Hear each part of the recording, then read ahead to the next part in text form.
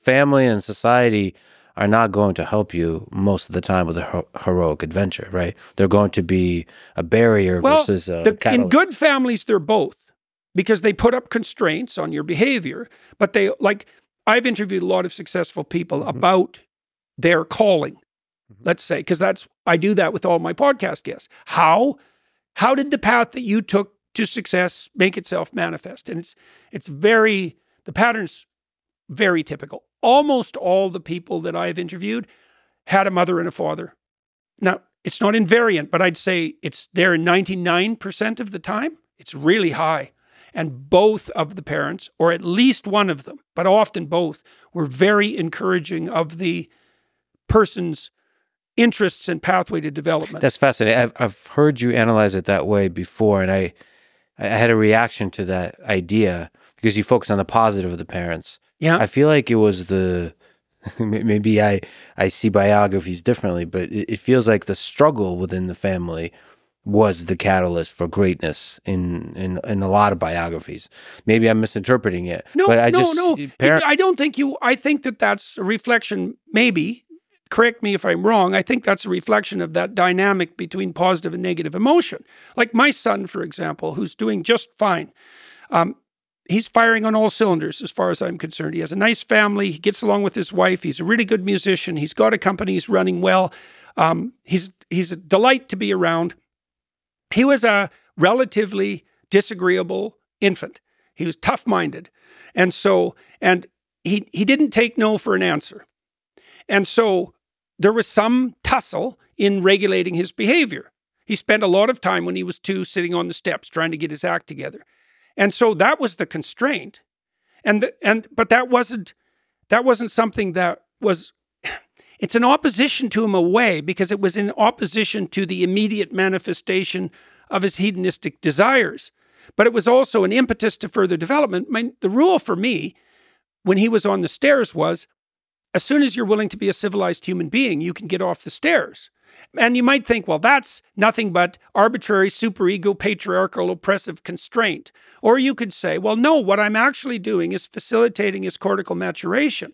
Because when a child misbehaves, it's usually because they're under the domination of some primordial emotional or motivational impulse. They're angry, they're overenthusiastic, they're upset, they're selfish, like it's narrow self-centeredness expressed in a immature manner. But see, okay, tell me if I'm wrong, but it feels like the engine of greatness, at least on the male side of things, has often been trying to prove the father wrong or trying to gain the acceptance of the father. So that tension where the parent is not encouraging, like you mentioned, but is basically saying, no, you won't be able to do this. Okay, so my observation as a psychologist has been that it's very, very difficult for someone to get their act together unless they have at least one figure in their life that's encouraging and shows them the pathway forward. So you can have a lot of adversity in your life. And if you have one person around who's a good model and you're neurologically intact, you can latch onto that model. Now, you can also find that model in books. And people do that sometimes. Like I've interviewed people who had pretty fragmented childhoods who turned to books and found the pattern that guided them in, like, let's say, the adventures of the heroes of the past, because that's a good way of thinking about it. And I read a book called Angela's Ashes that was written by an Irish author, Frank McCourt. It's a fantastic book, beautiful book. And his father was an alcoholic of gargantuan proportions. He just, an Irish drinker who drank every cent that came into the family, and many of whose children died in poverty.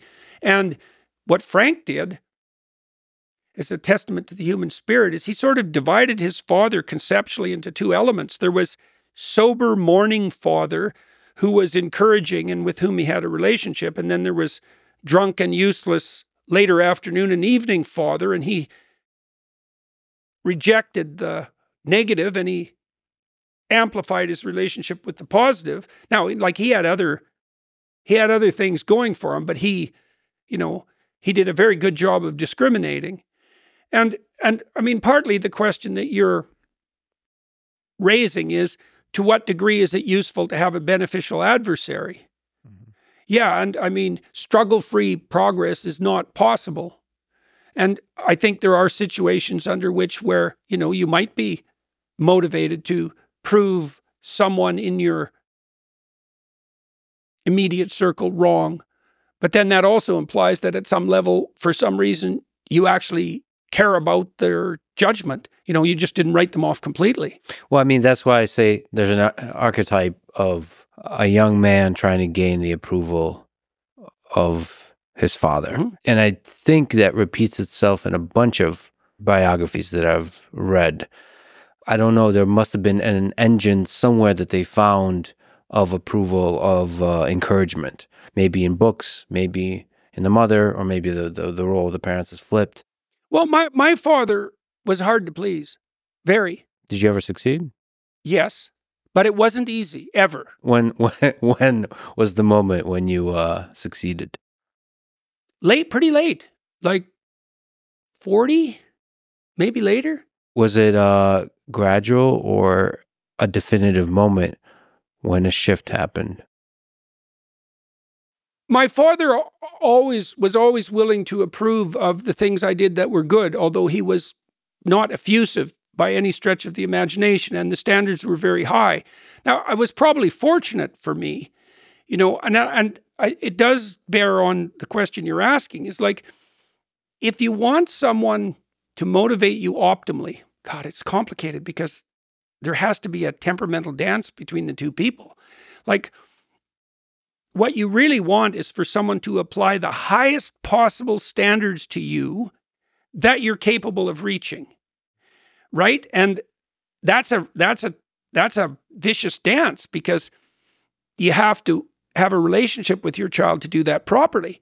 Because if you want to be optimally motivating as a father, you keep your children on the edge. It's like you might not reward something in your child that you would think would be good in someone else because you think they could do better. And so my father was pretty clear about the idea that he always expected me to do better.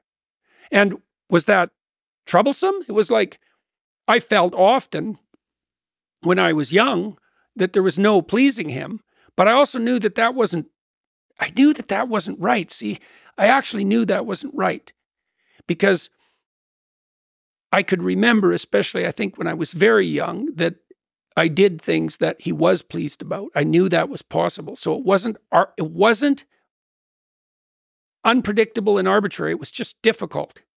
It sounds like he's hit a pretty good optimal, but it's for each individual human that optimal differs.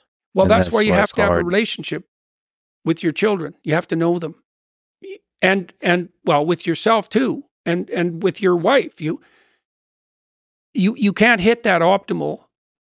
That optimal is probably love. That's because love isn't just acceptance. Love is acceptance and encouragement. And it's not just that either. It's also, no, don't do that. That's beneath you. You're capable of more. And how harsh should that be? It's like, that's a really hard question.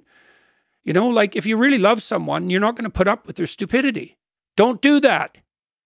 One of the rules I had with my little kids was, don't do anything that makes you look like an idiot in public. Why? Because I don't want you disgracing yourself. Why not? Because I like you. I think you're great. And you're not going to act like a bloody fool in public so that people get the wrong idea about you. No.